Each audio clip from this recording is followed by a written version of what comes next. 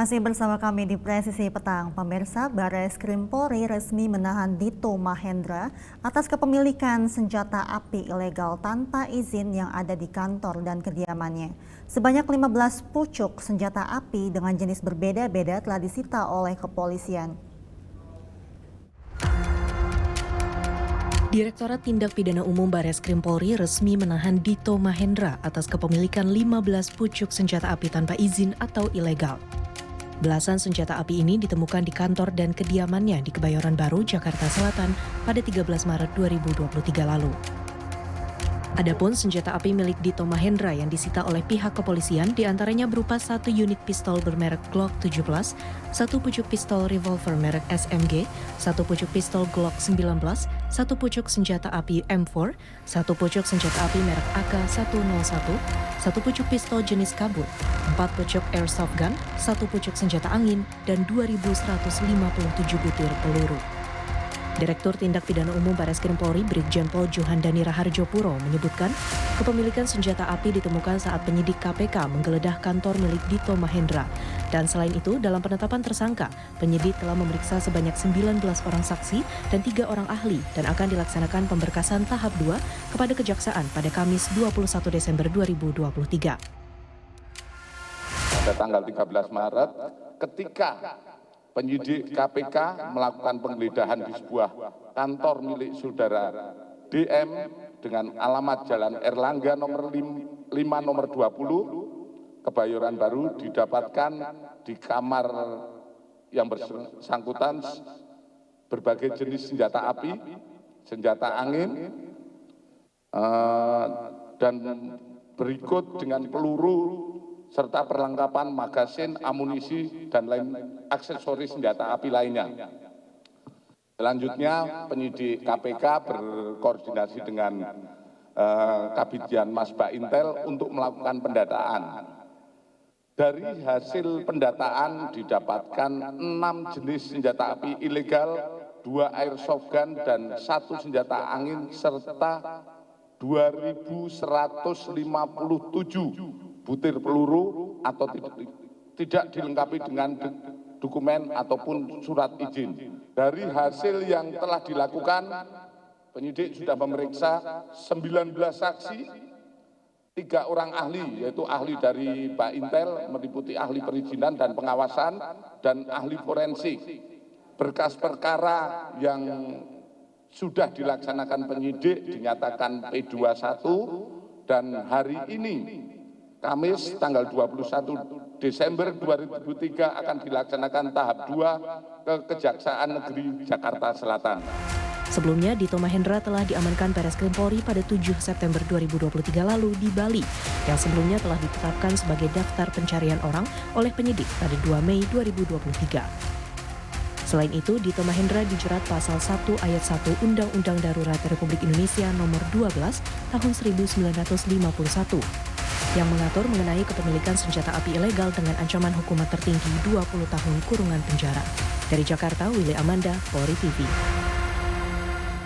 Dalam rangka 60 tahun terjalinnya hubungan bilateral Indonesia dengan Aljazair, Menteri Luar Negeri Republik Indonesia Retno Marsudi melakukan pertemuan bilateral dengan Menteri Luar Negeri Aljazair Ahmed Attaf.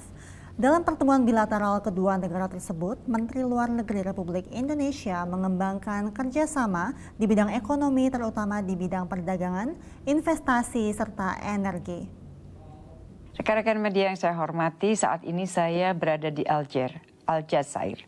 Selama di Aljazair, saya telah melakukan pertemuan bilateral dengan Menteri Luar Negeri Aljazair Ahmed Attaf dan melakukan kunjungan kehormatan kepada Presiden Abdelmajid Tebboune.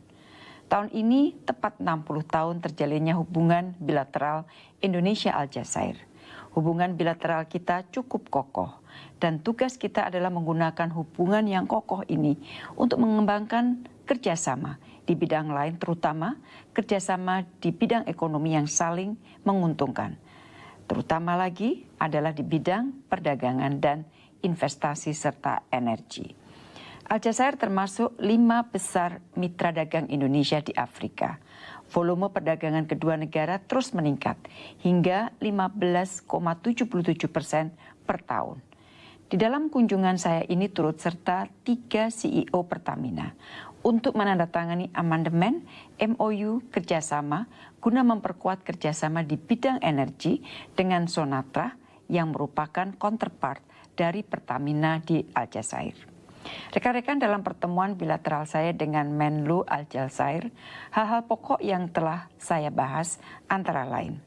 Pertama, kerjasama perdagangan. Indonesia menginginkan peningkatan kerjasama perdagangan dengan Aljazair secara lebih seimbang dan berkelanjutan. Di dalam pertemuan tadi saya juga sampaikan bahwa Indonesia telah mengusulkan Preferential Trade Agreement dan menunggu tanggapan dari Aljazair.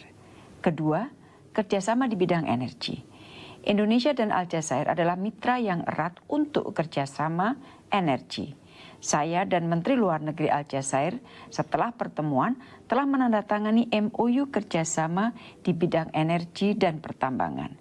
Dan MOU ini diharapkan akan memperkuat kerjasama antar pemerintah atau G2G serta dapat mempromosikan kerjasama dan investasi business to business atau B2B untuk bidang energi. Pertamina telah menjadi mitra pengembangan sektor migas Aljazair. Komitmen ini juga diwujudkan dengan realisasi investasi yang berkelanjutan. Pertamina berencana untuk kembali melakukan investasi 900 juta US dollar hingga tahun 2048 pada sektor energi Aljazair, termasuk pada bidang refinery dan dekarbonisasi.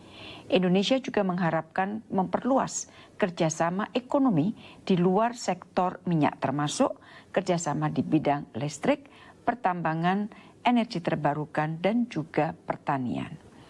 Ketiga, kita juga membahas mekanisme kerjasama bilateral. Kita telah sepakati untuk mengaktifkan kembali mekanisme bilateral termasuk pertemuan ministerial level, joint commission meeting, dan senior level official bilateral consultation. Indonesia akan menjadi tuan rumah kedua pertemuan ini di Jakarta pada paruh pertama tahun depan. Keempat, di dalam pertemuan tentunya kita juga membahas beberapa isu kawasan dan global. Kami membahas secara panjang lebar situasi di Gaza.